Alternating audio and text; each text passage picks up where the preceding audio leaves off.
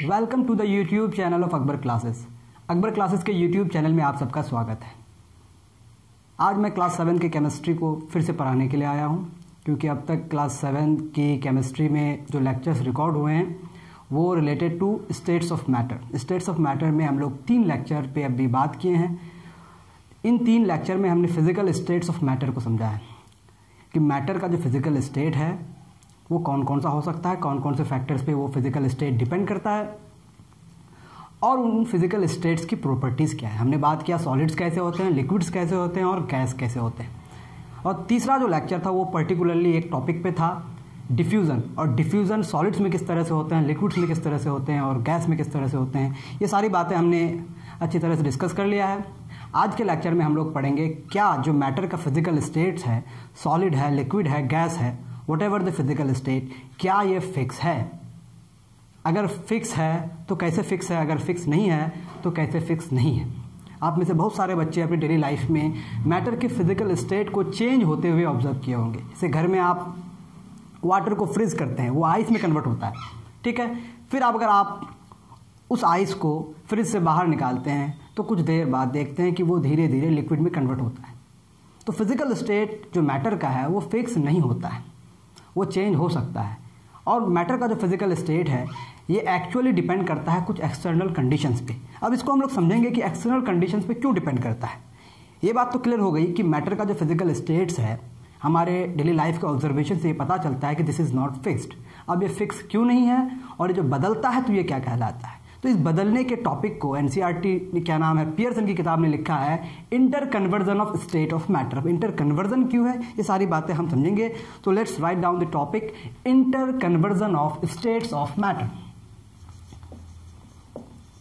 Inter conversion of states of matter. आज के lecture में हम लोग इसी पर बात करेंगे। इसको शुरू करने से पहले हम आपसे ये पूछेंगे कि मैटर का जो फिजिकल स्टेट है ये बेसिकली किस फैक्टर पे डिपेंड करता है, यानी कि मैटर के फिजिकल स्टेट को डिसाइड करने वाला फैक्टर क्या है। What is the main factor that decides the physical state of a matter. तो आप में से सारे बच्चे ये जवाब देंगे जिन्होंने क्लास अटेंड किया है पिछले क्लासेस कि मैटर का फिजिकल स्टेट मैटर में पाए जाने वाले पार्टिकल्स के अरेंजमेंट पे डिपेंड करता है। Depends on the arrangement of the particles. तो अगर आप किसी तरह से इन पार्टिकल्स के अरेंजमेंट को बदल सकते हैं, if you are able to change the arrangement of the particles, तो आप क्या करेंगे, मैटर के फिजिकल स्टेट को चेंज कर देंगे। Very simple. अब ये मैटर के पार्टिकल्स का जो अरेंजमेंट है ये डिपेंड जिस फैक्टर पे करेगा, उन्हीं फैक्टर्स को अगर आप चेंज करेंगे तो मैटर का फिजिकल स्टेट चेंज हो जाएगा। Very simple.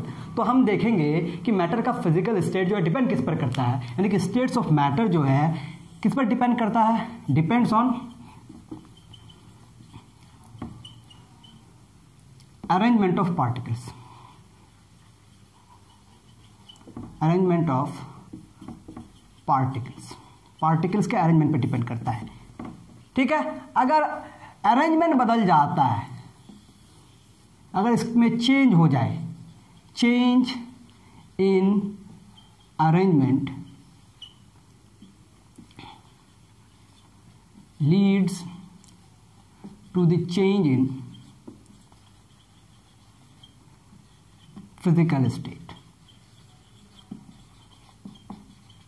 बहुत सिंपल बात, मैं क्या कहने की कोशिश कर रहा हूं कि मैटर का फिजिकल स्टेट डिपेंड करता है अरेंजमेंट पे। किसके अरेंजमेंट पे, पार्टिकल्स के अरेंजमेंट पे। अगर पार्टिकल्स के अरेंजमेंट को आप बदल दें तो मैटर का फिजिकल स्टेट बदल जाएगा। अब मैटर के पार्टिकल्स के अरेंजमेंट किस पर डिपेंड करता है, तो मैटर के पार्टिकल्स का arrangement, arrangement of particles of a physical state depends on external conditions. और ये एक्सटर्नल कंडीशंस क्या हैं, टेम्परेचर है और प्रेशर है। आप देखते होंगे कि फ्रिज के अंदर टेम्परेचर बहुत ही लो होता है और फ्रिज से बाहर टेम्परेचर हाई होता है। समझ में आ रही बात। तो टेम्परेचर की बदलने की वजह से मैटर का फिजिकल स्टेट बदलता है। तो आप कह सकते हैं कि the arrangement of particles of matter depends on 2 factors, that is temperature and pressure. If you change these condition up to certain extent then the physical state of matter can be changed। और इसी change का नाम है inter conversion of states of matter. अब inter conversion term इसलिए use किया गया है, अगर आप किसी सॉलिड को लिक्विड में कन्वर्ट करते हैं again then liquid can be converted into the solid state. इसीलिए फिजिकल स्टेट आपस में क्या है, इंटर कन्वर्टेबल है, और ये जो प्रोसेस है इसको आप क्या बोलेंगे, inter conversion of states of matter. तो हम क्या लिख सकते हैं, हम क्या बात कह सकते हैं इस पे, कॉन्सेप्ट क्या है कि the states of matter is not a fixed quantity. ये फिक्स्ड नहीं है, इसको आप बदल सकते हैं। क्यों? क्योंकि ये डिपेंड करता है किसी दूसरे फैक्टर्स पे, और वो फैक्टर्स जब चेंज होंगे तो मैटर का फिजिकल स्टेट चेंज हो जाएगा। तो आप कह सकते हैं the change in any physical state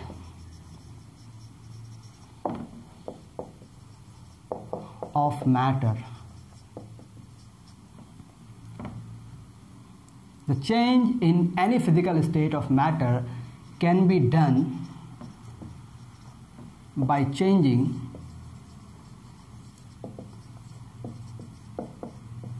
external conditions, temperature and pressure। ठीक है, अब टेम्परेचर पर किसी भी मैटर का फिजिकल स्टेट ज़्यादातर डिपेंड करता है, प्रेशर पे कम इसलिए करता है क्योंकि हम जिस कंडीशंस पे प्रोसेसेस करते हैं वहाँ पर प्रेशर ऑलमोस्ट फिक्स होता है। दैट इज़ वाई प्रेशर का बहुत ज़्यादा इफेक्ट नहीं होता, और ये इफेक्ट आप लिक्विड में और सॉलिड में प्रेशर का इफेक्ट जनरली होता ही नहीं है। आप किसी सॉलिड को प्रेशराइज नहीं कर सकते हैं, उस पर प्रेशर जब लगाएंगे तो उसका वॉल्यूम में कोई चेंज नहीं आता है। In the same way liquid में भी कोई चेंज नहीं आता है, बहुत ही नेग्लिजिबल चेंजेस आते हैं जिसको आप कंसीडर नहीं करते हैं। लेकिन टेम्परेचर का बहुत बड़ा इफेक्ट होता है, बहुत बड़ा रोल होता है, इसीलिए हम लोग टेम्परेचर को ज़्यादा इंपॉर्टेंस देंगे और प्रेशर को इंपॉर्टेंस कम देंगे। लेकिन दोनों पर ही मैटर का फिजिकल स्टेट डिपेंड करता है। This is clear. अब जब मैटर का फिजिकल स्टेट चेंज हो सकता है तो आप कह सकते हैं कि आपके पास जो सॉलिड्स होंगे वो किस में कन्वर्ट हो जाएंगे, लिक्विड्स में, और जो आपके पास लिक्विड्स होंगे वो किस में कन्वर्ट हो जाएंगे, गैस में। सॉलिड लिक्विड में कन्वर्ट हो सकता है, at the same time liquid फिर से सॉलिड में कन्वर्ट हो सकता है। ये इंटर कन्वर्टेबल का साइन है। ठीक है, इसका मतलब सॉलिड जब लिक्विड में कन्वर्ट होगा तो जाहिर सी बात है सॉलिड को लिक्विड में कन्वर्ट होने के लिए इसके पास एनर्जी ज़्यादा होनी पड़ेगी, अरेंजमेंट बदलना पड़ेगा। यहाँ पर सॉलिड में पार्टिकल्स क्लोजली पैक हैं, लिक्विड में पार्टिकल्स लूजली पैक होंगे। अगर इस लिक्विड को गैस में कन्वर्ट करना है तो पार्टिकल्स को फ्री होने पड़ेंगे, यानी कि और फ्री हो जाएंगे, वो और लूजली पैक हो जाएंगे। तो हर एक स्टेट में आपका क्या बदल रहा है, जब चेंज हो रहा है तो मैटर के अंदर पार्टिकल्स का अरेंजमेंट बेसिकली चेंज हो रहा है। सॉलिड्स को लिक्विड बदलने के लिए सॉलिड को आप हीट करेंगे, फिर से लिक्विड को सॉलिड में कन्वर्ट करना तो आप इसको कूल करेंगे। अगर लिक्विड को फिर से गैस में कन्वर्ट करना है तो आप क्या करेंगे, हीट करेंगे। In the same way gas को क्या करने के लिए, लिक्विड में कन्वर्ट करने के इसको आप कूल डाउन करेंगे। समझ में आ रही बात? यानी कि solid can be convert into liquid, at the same time liquid can B convert into the solid state. Solid को जिस तरह से गैसेस स्टेट में कन्वर्ट कर सकते हैं उसी तरह से गैस उसका लिक्विड स्टेट में कन्वर्ट हो सकता है। और कभी कभी क्या होता है कि आपका जो सॉलिड है वो डायरेक्टली गैसेस स्टेट में कन्वर्ट हो जाता है और आपका गैस डायरेक्टली सॉलिड स्टेट में कन्वर्ट हो जाता है, यानी कि इंटरमीडिएट जो बात है वो आती ही नहीं है। अब इन सारे प्रोसेस को हम लोग वन बाय वन डिस्कस करेंगे। ये आपका हो गया inter conversion of states of matter कि आखिर है क्या inter conversion of states of matter, सारांश क्या है इसका। समरी ये है कि मैटर का जो फिजिकल स्टेट है ये कोई फिक्स चीज़ नहीं है, ये डिपेंड करता है अरेंजमेंट ऑफ पार्टिकल्स। अगर आप पार्टिकल्स के अरेंजमेंट को चेंज कर सकते हैं तो मैटर का फिजिकल स्टेट चेंज हो सकता है। समझ में आ रही बात? और मैटर के पार्टिकल्स का arrangement depends on two factors, temperature and pressure. If you are able to change these factors तो आप मैटर के फिजिकल स्टेट को चेंज करने के लिए सक्सेस हो जाएंगे और आप पाएंगे कि आपका सॉलिड हीट किया जाएगा तो लिक्विड में कन्वर्ट होगा, लिक्विड गैस में कन्वर्ट होगा on certain pressure, certain temperature. ये सारी बातें होगी। हम लोग वन बाय वन एक एक कन्वर्जन को हम लोग पढ़ेंगे। This is all inter conversion. सारे के सारे स्टेट्स एक दूसरे में कन्वर्ट हो सकते हैं। क्लियर? अगर सॉलिड गैस तो गैस फिर से सॉलिड में कन्वर्ट हो सकता है। आई होप क्लियर हो रही होगी बात। आगे बढ़ते हैं।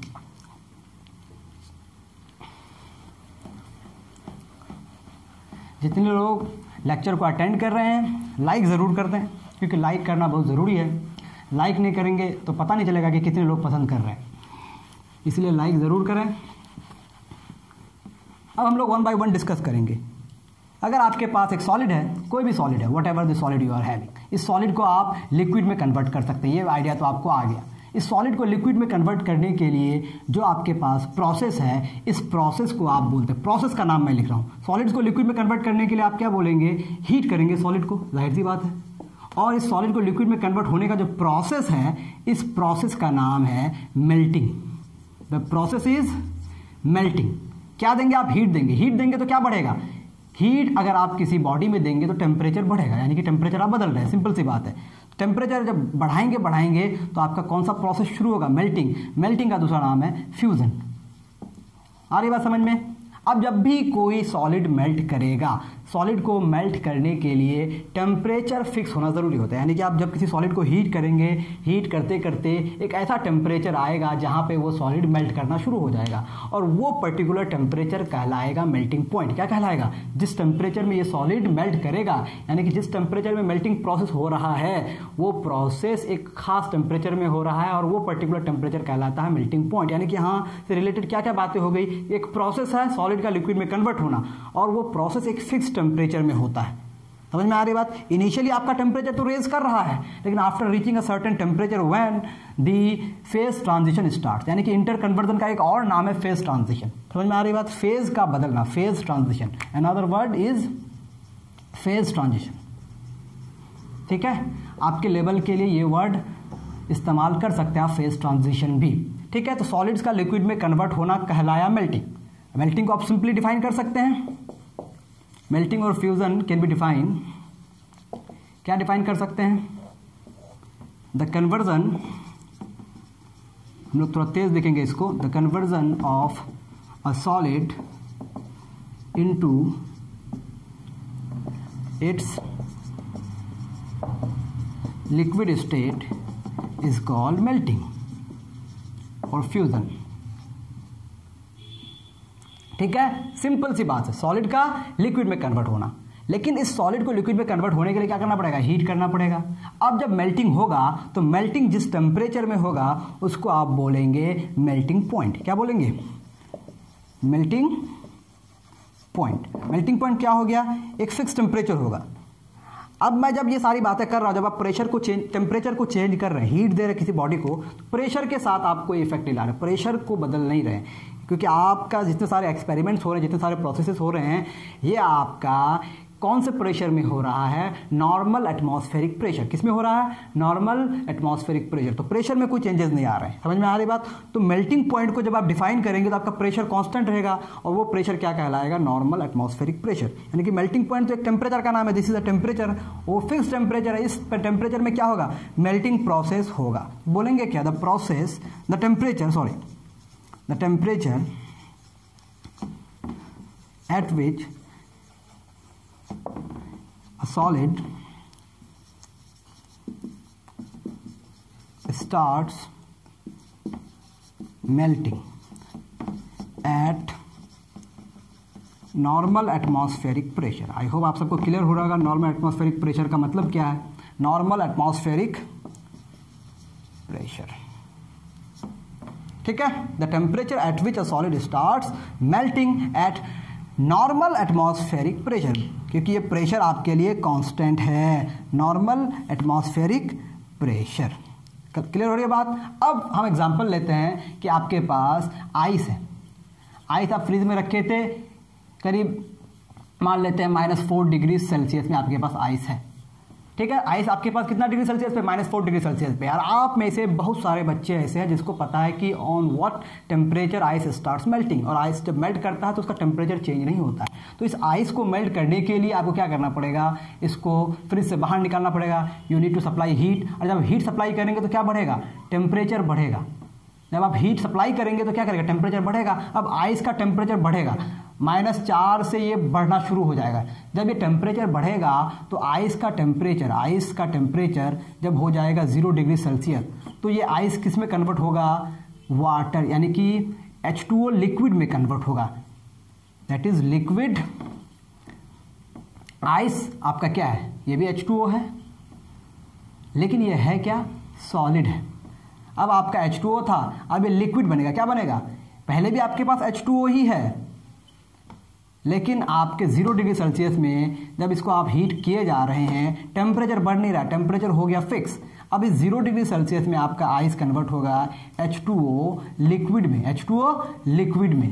आ रही बात समझ में? तो ये 0 डिग्री सेल्सियस क्या कहलाएगा? This 0 degree Celsius will be called as melting point. Melting point समझ में आ रही बात? ये मेल्टिंग पॉइंट क्यों हुआ? क्योंकि इस टेम्परेचर में आइस मेल्ट करता है। समझ में आ रही बात? तो आप जब किसी भी सॉलिड को मेल्ट करेंगे तो टेम्परेचर फिक्स हो जाएगा। शुरू में जब आप उसमें हीट सप्लाई करेंगे, that supplied heat will used up to increase the temperature. अब टेम्परेचर बढ़ते बढ़ते बढ़ते एक ऐसा टेम्परेचर आएगा जब टेम्परेचर फिक्स हो जाएगा। फर्दर आप हीट तो सप्लाई कर रहे हैं, लेकिन वो हीट अब टेम्परेचर को नहीं बढ़ाएगा। वो हीट क्या करेगा? अब उस आइस को कन्वर्ट किस में करेगा? लिक्विड में कन्वर्ट करेगा। यानी कि सॉलिड को लिक्विड में जब कन्वर्ट होना होता है तो at that particular condition temperature fix हो जाता है। इसका मतलब ये नहीं कि आप हीट सप्लाई नहीं करें, still you are heating the substance. Solid को आप तब भी हीट कर रहे हैं, पर वो हीट फेज को बदल रहा है, फिजिकल स्टेट को बदलता है। तो आपको ये समझ में आएगा कि जब भी कोई फिजिकल स्टेट बदलता है तो आपका टेम्परेचर कांस्टेंट होता है। इसको और हम फर्दर समझेंगे। इतनी बात आपको समझ में आ गई तो आप क्या लिख सकते हैं? Melting point of ice. Ice को आप क्या बोल सकते हैं? H2O solid. H2O solid. Clear हो रही है बात? H2O सॉलिड का मेल्टिंग पॉइंट कितना होगा? Is 0 degree Celsius. यानी कि 0 डिग्री सेल्सियस पे ये आपका मेल्ट करेगा। और जब तक वो पूरा का पूरा आइस मेल्ट नहीं होगा तब तक टेम्परेचर 0 डिग्री सेल्सियस रहना है, क्योंकि जब भी कोई फेज ट्रांजिशन होगा टेम्परेचर फिक्स होगा। This is clear? This is all about fusion.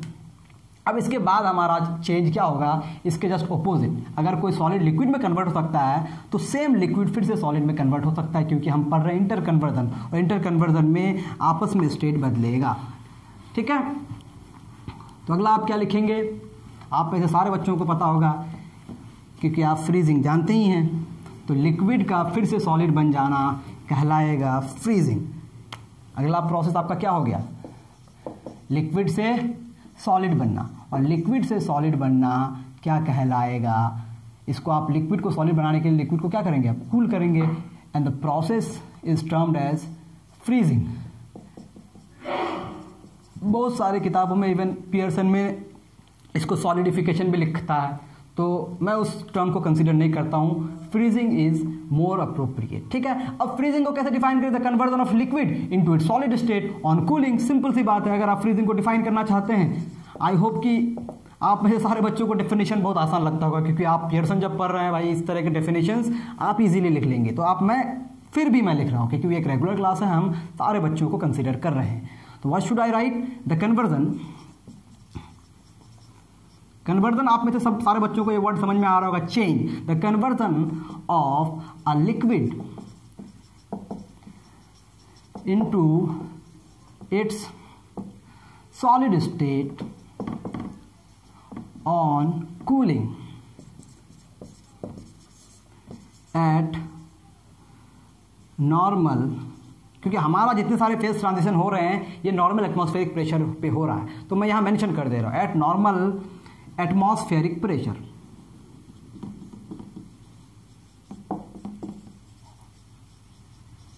Okay, this is all about freezing. अब फ्रीजिंग जिस टेम्परेचर पे होगा, that very temperature would be freezing point. Freezing point, तो फ्रीजिंग पॉइंट को कैसे define करेंगे आप? द टेम्परेचर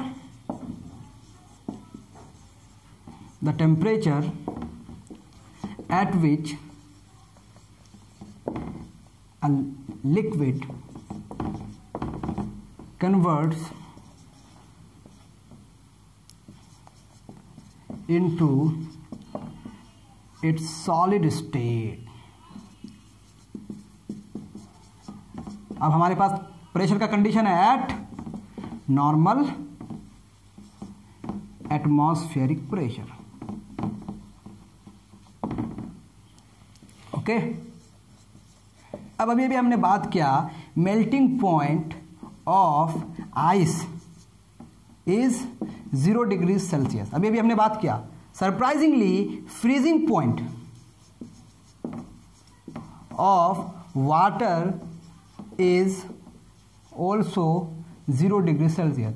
इसका मतलब ये हुआ कि अगर 0 डिग्री सेल्सियस पे आपके पास आइस है तो वो अगर 0 डिग्री सेल्सियस पे कन्वर्ट होगा लिक्विड में, दैट इज वाटर में, तो 0 डिग्री सेल्सियस में अगर आपके पास वाटर है वो फिर से किस में कन्वर्ट हो जाएगा, सॉलिड में कन्वर्ट हो जाएगा, आइस में कन्वर्ट हो जाएगा। तो इस बात को समझना है कि 0 डिग्री सेंटीग्रेड पे आपके पास आइस भी रह सकता है, 0 डिग्री सेंटीग्रेड पे आपके पास वाटर भी हो सकता है। समझ में आ रही बात? सेम टेम्परेचर में दोनों प्रोसेस कैसे हो रहा है। आई होप कि आपने कॉपी कर लिया होगा। चलिए हम इसको समझते हैं। अब अभी भी हम क्या कह रहे हैं कि आपके पास आइस है, ठीक है, और आपके पास वाटर है। इस वाटर को आइस में कन्वर्ट करने के लिए कूल करना पड़ेगा। समझ में आ रही बात? और आइस को वाटर में कन्वर्ट करने के लिए हीट करना पड़ेगा। इस आइस को वाटर में कन्वर्ट करने के लिए 0 डिग्री सेल्सियस तक लाना पड़ेगा, हीट करके वाटर को आइस में कन्वर्ट करने के लिए इसको कूल करके 0 डिग्री सेंटीग्रेड में लाना पड़ेगा, ठीक है। यानी कि 0 डिग्री सेल्सियस में दोनों प्रोसेस होना है। अब 0 डिग्री सेल्सियस तक आपने आइस का टेम्परेचर कम कर दिया, अब बढ़ा दिया, ठीक है, नेगेटिव से आपने पॉजिटिव तक 0 डिग्री सेल्सियस तक लेके आप आ गए टेम्परेचर। अब ये आइस वाटर में कन्वर्ट होगा तभी जब आप 0 डिग्री सेल्सियस पर भी एट 0 डिग्री सेल्सियस पर भी इसको क्या करेंगे, आप हीट करेंगे। यानी कि 0 डिग्री सेल्सियस पे अगर आप इसको हीट देंगे, क्या करेंगे, हीट देंगे, तभी ये कन्वर्ट होगा किसमें, वाटर में। यानी कि 0 डिग्री सेल्सियस में आइस का मेल्टिंग तभी पॉसिबल है जब आप उसमें हीट देंगे। क्लियर हो रही है बात? 0 डिग्री सेल्सियस में वाटर में आइस को वाटर में कन्वर्ट करने के लिए क्या देना पड़ेगा, हीट देना पड़ेगा। यानी कि 0 डिग्री सेल्सियस में मेल्टिंग तभी होगा जब आप हीट सप्लाई करेंगे। क्लियर हुई बात? अब आप वाटर को आइस में कन्वर्ट करना चाहते हैं तो वाटर का टेम्परेचर आप बढ़ा रहे थे, सॉरी नहीं, आइस को वाटर में कन्वर्ट करने के लिए टेम्परेचर बढ़ा रहे थे, वाटर को आइस में कन्वर्ट करने के लिए टेम्परेचर घटा रहे हैं। आपने घटा के 0 डिग्री सेल्सियस में लेके आया। अब 0 डिग्री सेल्सियस में वाटर आ जाने के बाद ये वाटर आइस में कन्वर्ट हो जाएगा ऐसा ज़रूरी नहीं है। उसके बाद भी आप उससे टेम्परेचर घटाएंगे, टेम्परेचर नहीं घटाएंगे, उसके बाद आप क्या करेंगे, उसको कूल डाउन करेंगे। कूल डाउन करते करते आपने 0 डिग्री सेल्सियस तक टेम्परेचर लाया। अब फर्दर क्या करेंगे, इससे आपको हीट बाहर निकालना पड़ेगा। समझ में आ रही बात? आप देखिए साइन से पता चलेगा आपको, हीट दे रहे हैं, यहाँ से हीट ले रहे हैं। समझ में आ रही बात? तो 0 डिग्री सेल्सियस पे अगर आप हीट बाहर निकालेंगे, only then water will change in ice, यानी कि फ्रीजिंग होगा। समझ में आई बात अब आप सबको? यानी कि 0 डिग्री सेंटीग्रेड में आपके पास आइस भी हो सकता है, 0 डिग्री सेंटीग्रेड में आपके पास वाटर भी हो सकता है।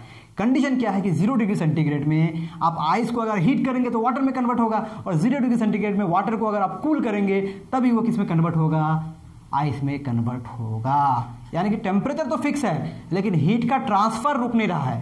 समझ में आ रही बात? जब भी फेज ट्रांजिशन होगा हीट तो सप्लाई हो ही रहा है, हीट का ट्रांसफर हो ही रहा है, हीट में चेंजेस आ ही रहे हैं, लेकिन चेंज क्या नहीं हो रहा, टेम्परेचर फिक्स हो जाता है। और ये हीट आपको इस हीट का इफेक्ट क्या है, the effect of heat is change in temperature always.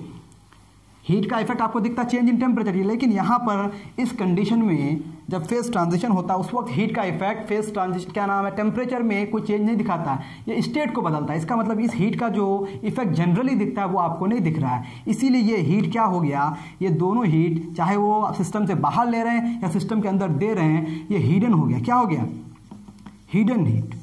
This is hidden heat. और हिडन के लिए हमारे पास वर्ड है लेटेंट। समझ में आ रही बात? तो ये दोनों हीट क्या कहलाएगा, लेटेंट हीट। समझ में आ रही बात? तो ये क्या हो गया, लेटेंट हीट। ये भी लेटेंट हीट है, ये भी लेटेंट हीट है। यानी कि एक फिक्स टेम्परेचर में पहुंचने के बाद, दैट इज मेल्टिंग पॉइंट या फिर फ्रीजिंग पॉइंट में पहुंचने के बाद जो हीट आप दे रहे हैं या फिर ले रहे हैं वो हीट क्या कहलाएगी, लेटेंट हीट। समझ में आ रही बात? तो लेटेंट हीट क्या है, एक रिक्वायर्ड हीट है। क्या करने के लिए, फेज ट्रांजिशन के लिए, टेम्परेचर बढ़ाने के लिए। हीट क्या करता है, हमेशा टेम्परेचर बढ़ाता है। इससे पहले जितने सारे हीट था वो टेम्परेचर को बढ़ाता था। तो लेटेंट हीट क्या कर रहा है, is a required heat to change the physical state. कहीं से आप उस हीट को निकालेंगे, कहीं से आप उस हीट को देंगे। अब हीट को निकालना मतलब क्या होता है कि आप कूल करेंगे, और हीट देने का मतलब आप हीट करेंगे। सिंपल सी बात है। तो लेटेंट हीट क्या है, रिक्वायर्ड हीट है। क्या है, रिक्वायर्ड हीट। चाहे वो आप निकालें चाहे वो दें, क्या करने के लिए, to change the physical state, to change the physical state. और लेटेंट हीट डिफाइन कब होगा, कब, फिक्स टेम्परेचर में। कब, latent heat is defined at fixed temperature, यानी कि जब एक टेम्परेचर फिक्स हो जाता है उसके बाद लेटेंट हीट का काम होता है। उससे पहले लेटेंट हीट नहीं है, उससे पहले वो सिंपल हीट है। लेकिन जब एक टेम्परेचर फिक्स हो जाता है, दैट इज वाटर के लिए वो क्या हो जाएगा, फ्रीजिंग पॉइंट। क्या हो जाएगा, फ्रीजिंग पॉइंट हो जाएगा, और आइस के लिए हो जाएगा ये मेल्टिंग पॉइंट। आई होप आपको क्लियर हो गई बात अब, ठीक है। तो latent heat is defined at a fix temperature. इस कंडीशन में या तो फ्रीजिंग पॉइंट होगा या तो मेल्टिंग पॉइंट होगा, ठीक है। ये एक हिडन हीट है क्योंकि ये टेम्परेचर को रेज नहीं करता है, जनरली हीट टेम्परेचर को रेज करता है। अब ये हीट का काम क्या है, ये स्टेट को बदलता है, to change the physical state. इसको आप कहते हैं फेज ट्रांजिशन, यानी कि फेज ट्रांजिशन के लिए जो रिस्पॉन्सिबल है वो कौन है, लेटेंट हीट है। समझ में आ गई मेरी बात। तो आप क्या करेंगे, जब आप किसी भी सॉलिड को हीट करेंगे, ठीक है, आप इसको समझते हैं, सॉलिड को हीट करेंगे, शुरू में काइनेटिक एनर्जी बढ़ेगी, काइनेटिक एनर्जी बढ़ेगी तो टेम्परेचर रेज करेगा। अब एक ऐसा पॉइंट आएगा कि मॉलिक्यूल्स के पास इनफ काइनेटिक एनर्जी आ गई, अब उस वक्त उसको ज़रूरत नहीं है, क्या ज़रूरत नहीं है, काइनेटिक एनर्जी की बढ़ने की ज़रूरत नहीं है। तब क्या होगा, जब आप हीट सप्लाई करेंगे वो हीट उसके पोटेंशियल एनर्जी को चेंज करेगा। जब तक काइनेटिक एनर्जी चेंज हो रही थी तब तक टेम्परेचर बढ़ रहा था, लेकिन जब अब काइनेटिक एनर्जी बढ़ेगी नहीं तो टेम्परेचर कहाँ से रेज करेगा, तो पोटेंशियल एनर्जी बढ़ती है। और जब पोटेंशियल एनर्जी बढ़ती है तो पार्टिकल्स का पोजीशन बदलता है, उसका अरेंजमेंट बदलता है, समझ में आ रही है, उसका कन्फिग्रेशन बदल जाता है। और जब कन्फिग्रेशन में कोई चेंज आ जाए, उसके अरेंजमेंट में चेंज आ जाए तो फिजिकल स्टेट बदल जाएगा, यानी कि लेटेंट हीट की वजह से मैटर का फिजिकल स्टेट चेंज होता है। तो we have a very important terminology that is latent heat. तो डिफाइन करते हैं इसको, लेटेंट हीट को। तो लेटेंट हीट को हम लोग किसी पर्टिकुलर सिचुएशन में डिफाइन करेंगे। अभी तो आपका हो गया कि ये रिक्वायर्ड हीट है to change the physical state of matter, to change the physical state of matter, ठीक है। अब हमारे पास जब आइस वाटर में कन्वर्ट हो रहा था, जो हीट आप दे रहे थे, वो हीट को डिफाइन करने के लिए हमारे पास एक टर्मिनोलॉजी है, लेटेंट हीट ऑफ फ्यूजन। क्योंकि इस मेल्टिंग को आप दूसरा नाम क्या देते हैं, फ्यूजन, इसीलिए हमारे पास टर्मिनोलॉजी क्या है, latent heat of fusion, latent heat of fusion. अब लेटेंट हीट ऑफ फ्यूजन बहुत ही स्पेसिफिक टर्म है। स्पेसिफिक टर्म क्यों है, क्योंकि ये आपके लिए 1 किलोग्राम अगर आपके पास सॉलिड होगा, कितना किलोग्राम, आपके पास 1 किलोग्राम सॉलिड है, 1 किलोग्राम सॉलिड को उसके मेल्टिंग पॉइंट पे, मान लेते हैं 1 किलोग्राम आपके पास आइस है, 1 किलोग्राम आइस को उसके मेल्टिंग पॉइंट पे 0 डिग्री सेल्सियस पे पहुंचने के बाद जितना हीट देंगे पूरी तरह से लिक्विड स्टेट में कन्वर्ट करने के लिए, कितना किलोग्राम का, 1 किलोग्राम का। समझ में आ रही बात, 1 किलोग्राम स्टैंडर्ड हम लोग मानते हैं। तो 1 किलोग्राम किसी भी सॉलिड को, यहाँ के लिए आइस है, किसी भी सॉलिड को अगर 1 किलोग्राम आपके पास है, उसकी मेल्टिंग पॉइंट पे पूरी तरह से किस में कन्वर्ट करने के लिए, लिक्विड में कन्वर्ट करने के लिए जो हीट सप्लाई किया जाता है उसको आप बोलेंगे लेटेंट हीट ऑफ फ्यूजन। तो कैसे डिफाइन करेंगे हम लोग, the amount of heat energy required to convert